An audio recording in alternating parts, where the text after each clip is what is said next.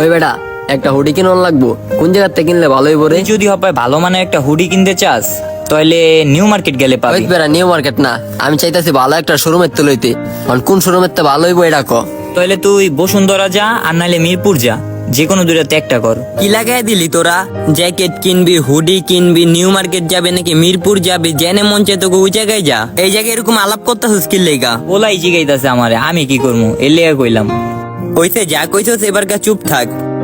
কি রে কি লাগাই দিছস? তোর কি জ্যাকেট ম্যাকেট নাই? এনে কাঁপতাছিস কি লেগা? না রে ভাই, এবছর মার্কেট করি নাই, টাকা পয়সা হয় নাই। আর আগের বছরে যেটা আছে ওইটা পুরানো হয়ে গেছে গা, এর লেগা পরিও নাই। এক সুতা দিয়ে আর কয়দিন চলবি? শীতে পড়ছে, শীতের লেগে নতুন নতুন জ্যাকেট ম্যাকেট কিনবি, আর তুই হেডা না করে বেড়া এমন কিপটামি করতেছস। ভাই শরীরটা তো আমার, শীত তো আমার করতেছে, আমারও তো মন চায় তখন মতো নতুন নতুন শীতের জামা কাপড় কিনতে, কিন্তু টাকা পয়সা না হইলে আমি কি করবো ক? আচ্ছা কত তোর কাছে কোন দিনই টাকা আসলো? আর তোর আরেকবার যে কইলাম সাজেক যাই ঘুরতে, তুই গুলি টাকা নাই, ঘর ভাড়া দিতেইব। আরেকবার কইলাম চল কক্সে যাই, ওইটা আমি একই সুদা দিলি তুই। ভাই হন, তোর বাপমার মতো আমার বাপমার এত টাকা পয়সা নাই, আমার নিজের কাম কইরা নিজের টাকা তো চলতে হয়। আমারও তো মন চায় তখন মতো টাকা পয়সা দিয়া নতুন নতুন জামা কাপড় কিনি, কিন্তু যখনই নিজের টাকা দিয়ে কিনতে চাই তখন আর কিনতে মন চায় না। ঘর সংসার চালানোর পর জামা কাপড় কিনা বা নিজের খরচ করার লেগা কোনো টাকাই থাকে না।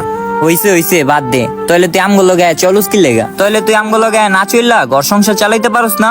এই জেনে খারায় শীতে কাঁপতাছস, কিপটামিও করস আবার বড় বড় কথাও কস। আচ্ছা ঠিক আছে, কালকের থেকে আর আমু না, কাজ কামে ব্যস্ত থাকবো। তুই নাইলে কি হইব?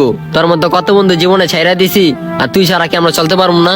ওরা তো ঠিকই কইছে, তুই আমগুলো লগে আউস কি লেগা? আমগুলো লগে আউস কি লেগা? তোর ভালো জামা কাপড় নাই, গরমের একটা হুডি নাই কা, তোর কাছে টাকা পয়সা নাই, তুই এত কাজ কাম ফালাইয়া বন্ধুগুলোর লগে আড্ডা দেস, বন্ধুগুলোর কাছে একটু ভালো থাকার লেগা। তুই কি মনে করস বন্ধু করে ভালোবাসা দিলে ভালো থাকা যায়? না, আসলে কি জানোস, তুই বন্ধুগুলোর কাছে ততক্ষণ ভালো থাকতে পারবি যতক্ষণ তুই অগমত জীবন কাটাতে পারবি। আমরা বলি না নিঃস্বার্থে ভালোবাসা, কিন্তু এটা সেই জেনারেশন না যে জেনারেশনে বন্ধু বন্ধুকে নিঃস্বার্থে ভালোবাসবে। শোন, এখনকার যুগে মানুষ যোগ্যতা দেখে ভালোবাসে, শুনতে অবাক লাগলেও এটাই বাস্তব। এই জায়গায় থাকবি নাকি তুই আমার লগে যাবি? জামুগা। আয়া বর্ষ নব জাদা, দেখ মনে হয় কয়দিন থাকতে পারে একা একা। আরে দেখ মনে কয়েকদিন পরে আয়া পড়ছে, আয়। আয় আমরা জায়গা। শোন, আমি জীবনে চলার পথে অনেক বন্ধু পাইছি, যাদের সাথে নিয়মিত কথা না হইলেও তারা নিয়মিত আমার পাশে থাইকা গেছে। আবারও এমনও বন্ধু পাইছি যাদের সাথে আমি নিয়মিত যোগাযোগ রাখতে চাইলেও তারা আমার নিয়মিত এড়িয়ে চলে গেছে। কেউ খারাপ সময় পাশে থাকছে, আবার কেউ খারাপ সময় আমারে উপহার হিসাবে দেয়া গেছে। কিছু বন্ধু ভরসার হাতটা এগিয়ে দিয়েছে, আবার কিছু বন্ধু বিশ্বাস ভাঙছে। কেউ আমার ভালো হওয়ার জন্য আমার মিথ্যা কথাগুলারে সত্যি করছে, আবার কেউ আমার খারাপ করার জন্য আমার সত্যি কথাগুলারে মিথ্যা করছে। এমনও বন্ধু ছিল আমার বিপদ দেখা হাতে হাত রাখছে, আর এমনও কিছু বন্ধু ছিল বিপদ দেখা গিরগিটির মতো রং বদলায় আনিছে। আরো অনেক কিছু আছে যা কখনো বলতে পারিনি। এলো এটা ধরতো,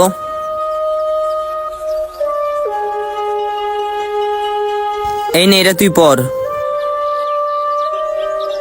কিন্তু সবাই বন্ধুত্বর মর্যাদা দিতে পারে না। পর এটা তুই পর। সবশেষে এত কিছুর পরও এখন চলার পথে চিনতে হয় কে আমার বন্ধু কে আমার শত্রু। সত্যি বলতে এখন তারে বন্ধু মনে করি যে আমারে বুঝে, যে আমারে চিনে। যে আমারে চিনে না আর যে আমারে বুঝে না তার এখন আর বন্ধু মনে করি না। আর তুই এমন একটা বন্ধু, আমার লাইফে অনেক বন্ধু আইছে, অনেক বন্ধু চলে গেছে গা। তোর সাথে আমার ঝগড়া হইছে, মুখ কালাগালি হইছে, সর্বোচ্চ কয়দিন? একদিন নাহলে 2 দিন, 3 দিনের কালা কিন্তু আমরা আবার মিল্লা গেছি গা। আর বাকি যেসব বন্ধু বান্ধব আছে সবাই নিজের স্বার্থ বুঝে, কারণ তুই আমার দুঃখ বুঝোস, আমিও তোর দুঃখ বুঝি। আর আমগো বেচের বাকি 4-5টা পোলাপাইনের মতো আমি না।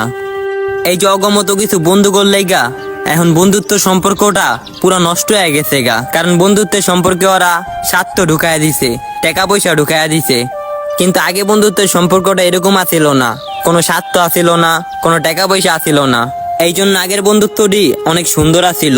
আয় চলে যেখানে বয়ে থেকে যা জামা কাপড় কিনে আনি শীতের। দেখবেন এখনকার সমাজে বন্ধু বন্ধুর উপরে বেশি বিশ্বাস করে না, বন্ধু বন্ধুকে দাম দেয় না, বন্ধু বন্ধুর সাথে ঝগড়া থাকে। কিন্তু এই ঝগড়ার পিছনে রহস্যটা থাকে স্বার্থ। যখন স্বার্থ ঢুকে যায় বন্ধু বন্ধুর ভিতরে, তখন বন্ধুত্বের সম্পর্কটা আর বন্ধুত্ব থাকে না। বন্ধু হয় তারা যারা বন্ধুত্বের ভিতরে কোনো স্বার্থ খুঁজে না, বন্ধুকে বন্ধু না নিজের ভাই মনে করে।